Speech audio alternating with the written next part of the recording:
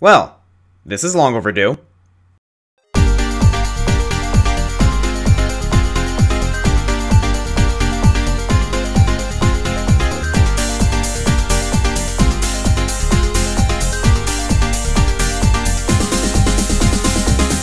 Hello everyone, the Green Scorpion here, and it's finally time to acknowledge the Blast processor from the past.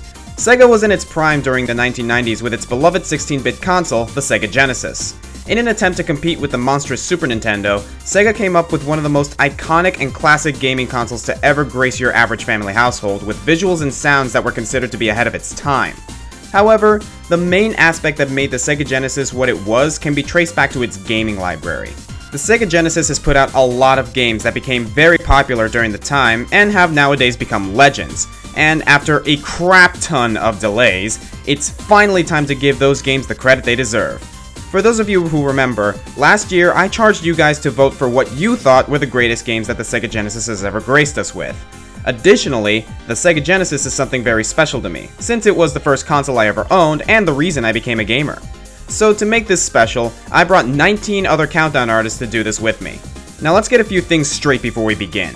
The one per franchise rule is in effect here, however, keep in mind that I had no part in ordering this list. These 20 games that are about to be presented were voted by you guys, so if you're not satisfied with the list, take it upon yourselves. And on that note, everyone is ready and the wave of nostalgia is about to break. This is the top 20 greatest Sega Genesis games.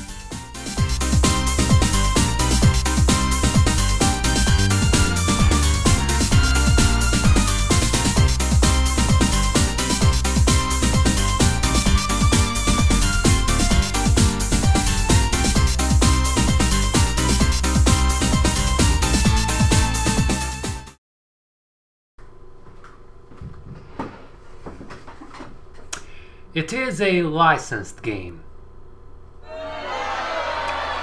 It is based off a Disney movie.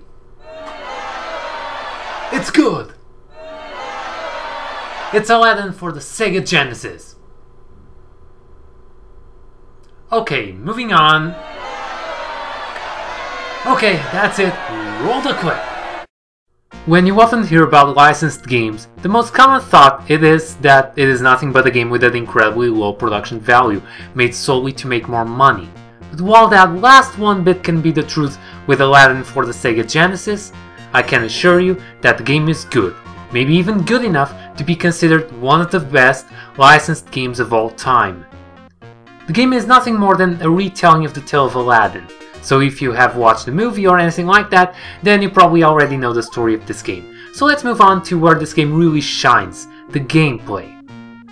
Gameplay wise, it's what you would find on your average platformer, but done in such a way that it never gets tiring. In this game, Aladdin has a sword, which really doesn't make sense since he never wielded one in the actual movie. But for this game, it's really important as this game has a bigger emphasis on combat than the other ports, such as the Super Nintendo port. This right there makes the port even more unique, because even if you own the Super Nintendo version of the game, buying it for the Genesis will be a whole new experience that forces you to play it in a different way. When it comes to level design, this game is filled with collectibles and secret places to explore that reward both creativity and exploration, while at the same time it does a good job explaining you where to go. There are all sorts of weird platform challenges, and each new level at least introduces something new, such as platforms that disappear from time to time and even a rolling boulder that chases you throughout the whole level. Each level is very different from the other, which makes up for a very memorable experience and a lot of enjoyment. Soundtrack wise, I find it to be rather meh, but that may be just my personal opinion. I know that it takes a lot of pieces from the movie, but I just can't find that one that sticks to my head. I have a hard time humming any of the tracks, something that would not happen with other games such as Rocket Knight Adventures and Sonic the Hedgehog. The sound quality may be a bit of a flaw, but it does not keep the game from being on this list, as it is one of the perfect examples of how to make a licensed game. It does, however, keep it from being any higher on this list.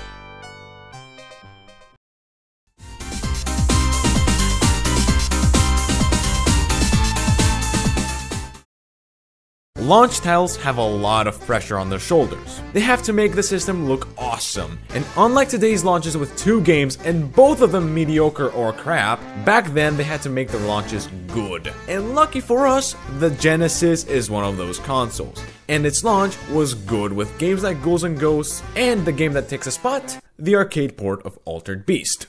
Originally an arcade game by the same name, Altered Beast is not a faithful port of the original arcade game. The arcade version is made to make you lose. It has a slow-moving and slow-hitting character, with fast-moving enemies and bosses, with projectile attacks. But what about the Genesis version?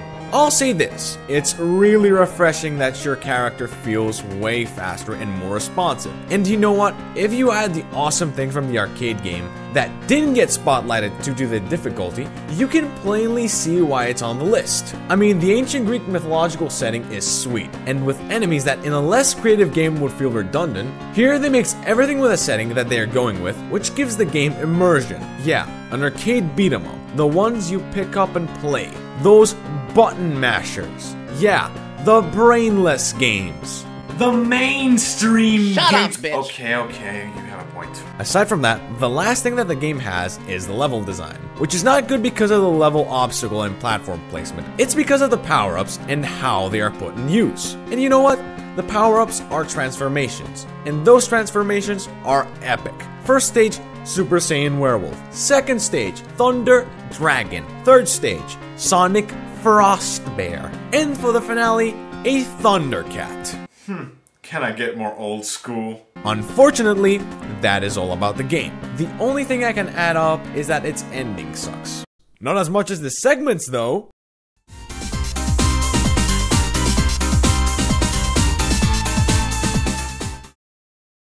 Dynamite Headdy has been one of my favorite Genesis games ever since I first played it, which was about an hour ago.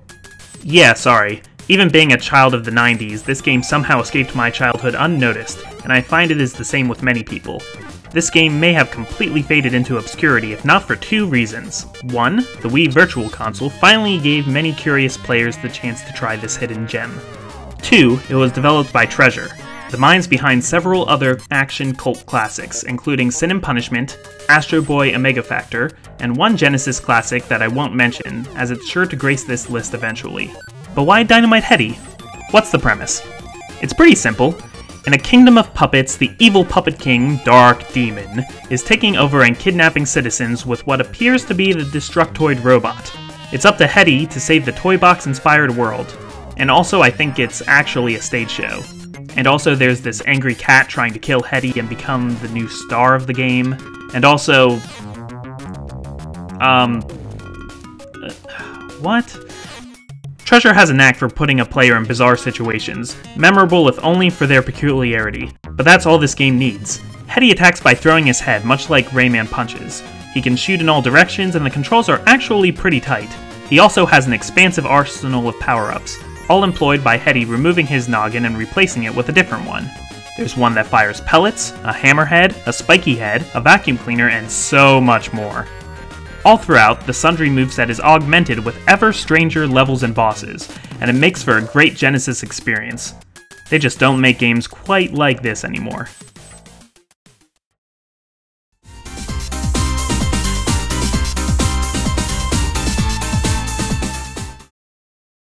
Out of all the video games in the Sega Genesis library, ToeJam and Earl is by far the most creative game in that library.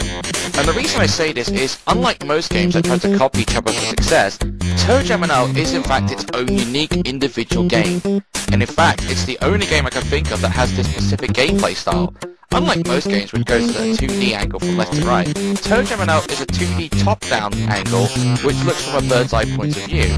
Now, ToeJam and Earl goes a little something like this. Thanks to Earl's bad driving, ToeJam and Earl have to then go to planet Earth in order to retrieve 10 ship pieces. Now, I'll be honest to say that is easier said than done in this game. Sure, it's a fun, enjoyable game, but trust me, it is difficult. Why? Two reasons. One, the first reason is because of the presents in the levels. Now, you're probably wondering, what's the problem with them? Well, to be honest, half of them are the problem. Basically, what I'm trying to say is, half of these presents can really screw you over, whereas the other half can actually help you out a bit in the levels. Why do you need to get the presents? Well, to gain experience points and also help increase the amount of lives you have. With that being said, that is only one of the reasons which makes this game extremely difficult. What is the other reasons? The mass amount of enemies you have to go through. And trust me, there's a hell of a lot, so I won't bother explaining all of them. But all I can do is give you an example of possibly my most hated enemy type throughout the entire game, the Mad Dentist. This guy takes gigantic walking steps, which makes him faster than you, and he does do a lot of damage, while doing a very creepy laugh that sounds like Ripperoo from Crash Bandicoot. But I'll give him credit, he at least doesn't do the dentist song. You'll be a dentist. You have a talent for causing things. Even though single player mode is fun, it'll be extremely difficult, which is why I mostly recommend the co-op mode for many reasons. One reason in particular is, of course, to help you get through the levels a lot quicker. Throughout the levels, you have to either find the ship piece, depending if there's a ship piece in the level, or you just have to find the elevator exit which can get you to the next level. Another reason I like co-op is, when you're together, you stay on one screen, but if you go far away, then it decides to go in split screen mode because you're too far away from each other. And I think this is a very clever idea for a game like this. Overall, despite the incredible difficulty in ToeJam and Earl, I still highly recommend this game, whether you want to play it alone or even play it with a friend, as I do think it's definitely one of the best Sega Genesis games out there.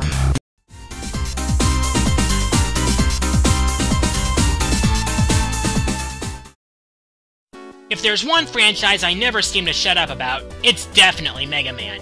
I seem to find an excuse to talk about it in most of my countdowns, whether it's the Robot Masters, the best opening level ever, or Dr. Satan Incarnate over here.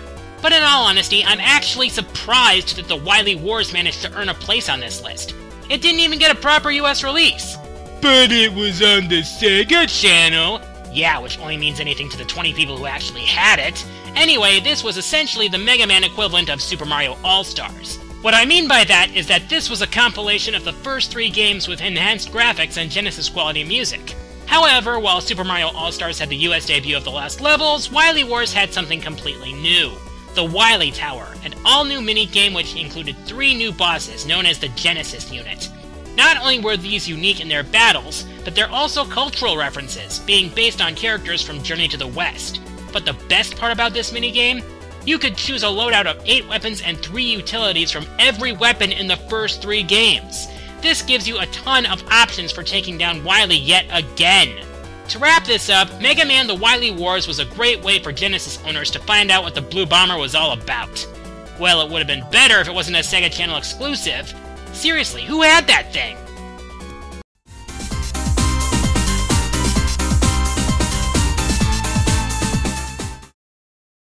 Coming in at number 15, we have a game that is considered to be one of the greatest 16-bit RPGs of all time. That game is Phantasy Star 4. As the final entry in the main series of Phantasy Star, this game takes place approximately 1,000 years after the events of Phantasy Star 2. And in this game, the main protagonist, Chaz Ashley... No, not Astley, Ashley! But anyways, Chaz and his band of hunters are charged with keeping the creatures known as bio-monsters under control. On their journey, Chaz and his allies connect the troubles of the world to a black magician named Zeo. The group then decides to try and get rid of Zeo, only to find out that, spoilers, he's just a pawn and not the true villain. But anyways, onto the gameplay. This game is built as an archetypal RPG game, with each character having their own stats and equipment which determines how well they do in battle. Each member is also able to use special techniques that cost technique points, which are the Fantasy series equivalent to magic. One other thing to note, the way the battle screens are laid out seems comparable to the layout used by the Mother series of games, with each of your party members' names and stats laid out in squares on the bottom of the screen, except with 2D models and attack animations to boot. One last thing about the combat. There's a special system called Macros that allows you to make an entire turn into one preset option. Want everyone to do a physical attack? Go right ahead. Want your spellcaster to buff 2 of your fighters, have them attack, and have your last guy heal everyone? You can go ahead and do that too. As far as complaints about this game goes, the only thing that's popped up a few times is how ridiculous some of the names of the techniques are. But other than that, there isn't really much wrong with this game. I mean, come on! There's a reason why this game is still ranked the 6th best Genesis game overall and maintains a rating of 87% on GameRankings.com. In the end, Phantasy Star 4 is still renowned as one of the greatest 16-bit RPGs of all time, and for good reason.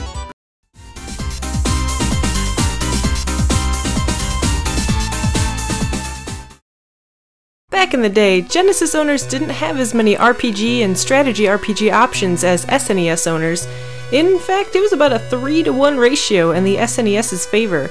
But those numbers don't matter one bit, because the Genesis got Shining Force. The Shining Force games were my introduction to turn-based strategy RPGs, and to this day I consider Shining Force and its sequel fantastic and approachable representations of the genre. There's no 3 billion damage attacks or horrendously convoluted political storylines to follow here. Your goal is to save the world from evil, and your starting heroes all begin with less than 20 hit points, some even less than 10.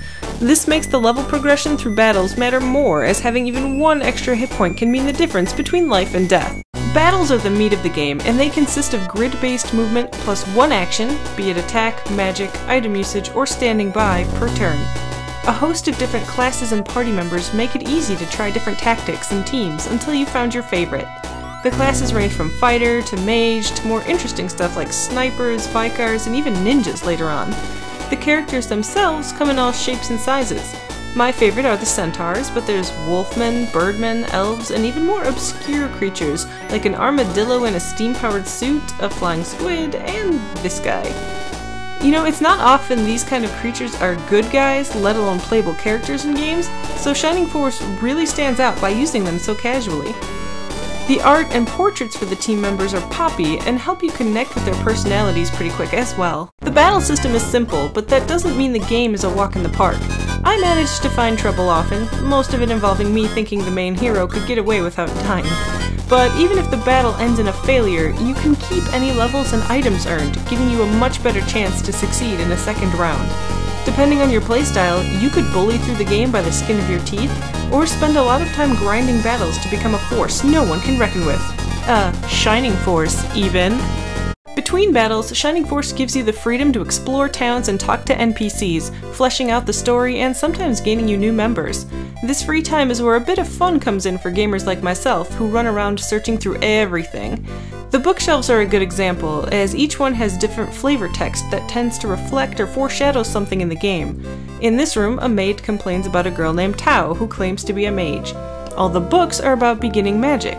Then, very soon after, Tao joins your party and surprise, she's a beginner mage. The attention to detail, even on things some players will never bother with, is pretty sweet and makes for a memorable experience. Shining Force is an honest and genuinely fun game.